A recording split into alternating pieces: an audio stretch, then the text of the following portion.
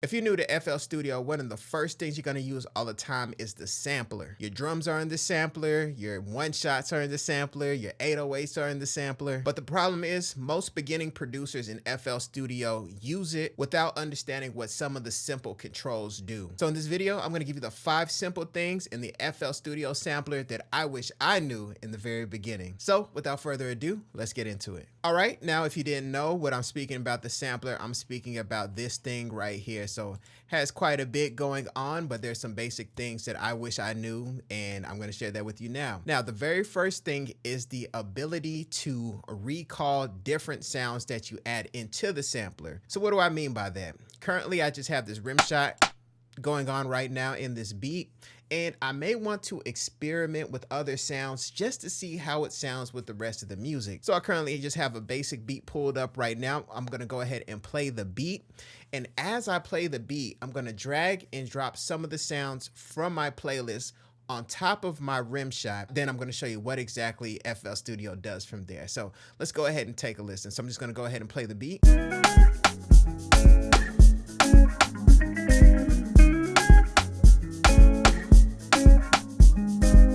All right, cool beat going on. Now I'm just gonna go ahead and add just random sounds. It may not even fit. I'm just gonna go ahead and do it just for this specific example.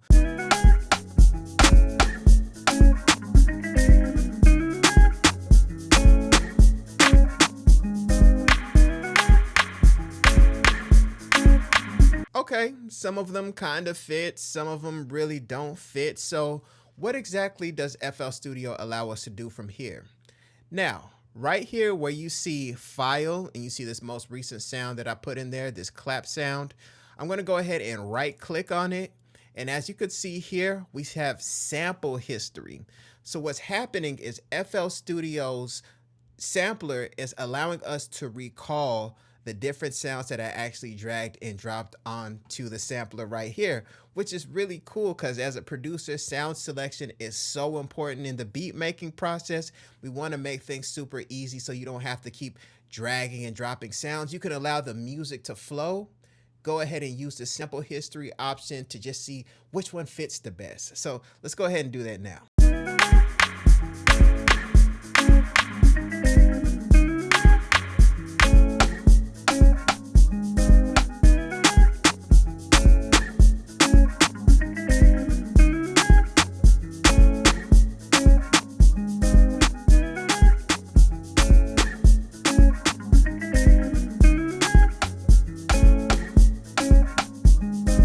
Okay, so look at that. Right now, it's actually kind of a toss-up between the clap sound and my original rim shot sound, which I normally would not use a clap sound in this type of Afro beat, but with the power of FL Studio Sampler, it's allowing me to break some of my own comfort zone. I could push myself, and then as the music is playing, I could go ahead and right-click right there on the file name. Go ahead and sort through, see which one fits the best, and then just blend it in a little bit with the volume knob. And if you guys like that guitar loop that you heard playing on in the beat, make sure you go to DesmondASounds.com or click the link in the description. You can go ahead and get it for one of my free loop packs. Use it, cook up some fire music to it, and yeah, have fun. All right, now the next thing I wish I knew about FL Studio Sampler in the very beginning is its built-in echo effects. So what do I mean by that? So as of right now, if you want to go ahead and add some type of echo or delay or anything like that to a sound in FL Studio, the first thing you may think of is, okay, let me go ahead and open up the mixer in FL Studio. Let me go ahead and route the track to that specific channel. And then I'm going to go here and find some type of plugin to add an echo or a delay or something like that. But right here in the sampler, you automatically have it. So let me show you where that is. What we're going to do is we're going to go ahead and click on this wrench icon. And once we're here in this wrench icon, we're going to see echo, delay / fat mode. So I'm going to go ahead and play the sound right here. Same rim shot sound. And all I need to do is turn up the feed. Automatically have an echo. Now, to some of you guys, you may think, okay, that's pretty basic. This guy is easily impressed. What's wrong with him? But the thing is if you're in the middle of making a beat, you want to keep your inspiration going. You don't want anything to get in the way of that. So let's say I'm making a beat and I just have this cool little background percussion sound going on, and I just want to add a little bit of an echo to it, but I don't want to take the time to go here, route the track, go in the mixer, find which delay I want to use. Do I want to use a stock delay? Do I want to use some type of free plugin delay? Do I want to use a whatever? I don't want to go through the entire process. I just want to keep feeling the music, and I just want to add a little bit of a delay. All you have to do is come here, once again, turn up the feed knob, and you're all good to go. Now, not only that, once you turn up the feed knob and you have an echo, of course, you have here the ability to change how many echoes do you want it to be 4, 5, 6, 7? You could just go up to 10, whatever feels right for the particular beat that you're working on.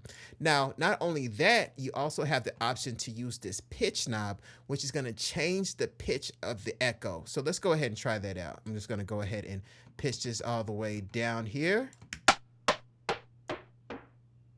Pretty cool, right? And let's go ahead and try pitching it up.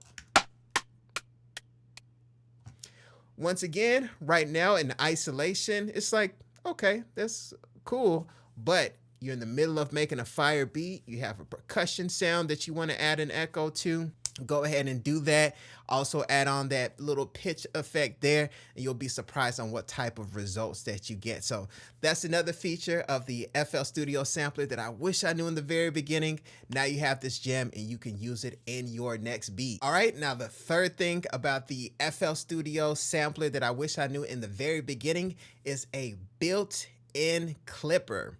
That's right. If you've been using FL Studio, even if you're relatively new to it, you may think, okay, if I want to clip my drums, then I need to route it once again to the mixer, and I need to use something like FL Studio Soft Clipper, which is something I see in pretty much all the tutorials and all my favorite producers cooking up. They always open up the soft clipper, so that's what I need to do. Now, you don't have to do all of that. All you have to do is right here. We're under pre-computed effects. We're going to go ahead and click on this little tab here. See, some of you guys don't even know this exists. I'm going to go ahead and click on this little tab here. And then right here we have clip. Automatically, it's not automatically on. You're going to go ahead and click on clip. Now, I'm going to play the kick real quick. So the kick still isn't currently clipping. Even though I turn on clip, it's not clipping yet. What I'm going to do now is I'm going to go ahead and use this boost knob.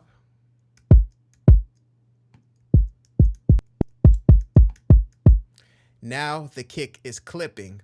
Now this kick sounds a little bit rough when it's clipping. I'm not too much of a fan of how rough it is, but if you have a kick that's just really round, kind of lacks a little bit of aggression, and you want it to clip, go ahead and come here underneath pre-computed effects, click on clip, go ahead and boost it, and now before you know it, you're going to have hard-hitting kicks, a hard-hitting snare, and you don't have to go through the process of routing everything to the mixer. There's just one sound, just a snare you want to clip. You can go ahead and do it. You just want to clip the 808. You can go ahead and do it right here without going through the process of going through the mixer. Save yourself some time by doing it right here in the FL Studio sampler. All right, now the thing that I wish I knew about the FL Studio sampler when I first started is the Haas effects, also known as stereo delay, right here in FL Studio.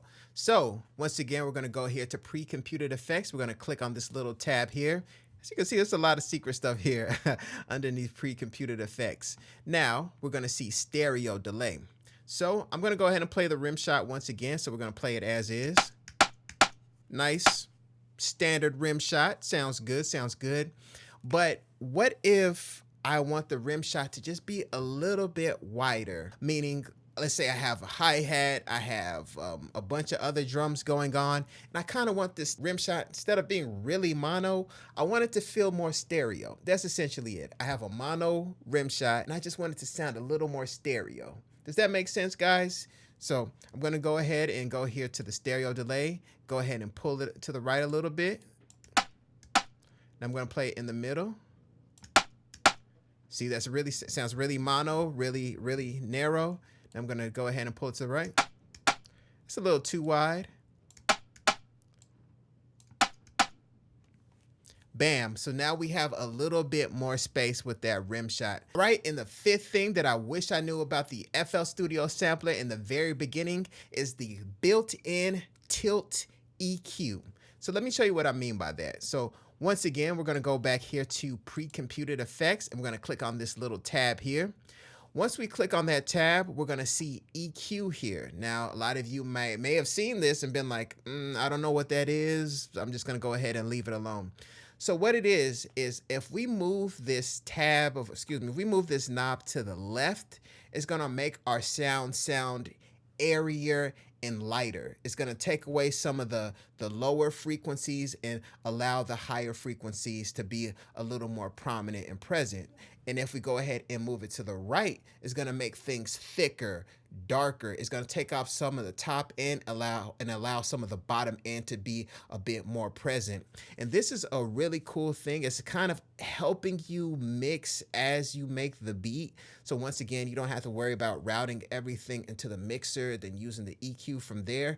You can do so much of it right here under pre-computed effects. So what I'm going to do here now is I'm going to go ahead and play this beat. I'm going to go ahead and use this knob here for the main guitar loop in this beat. And we're just going to listen to how it's changing the frequency, how it's making things lighter, then how it's making things darker, and how that can assist us with helping our sounds all fit together in the beat. So let's go ahead and do that right now.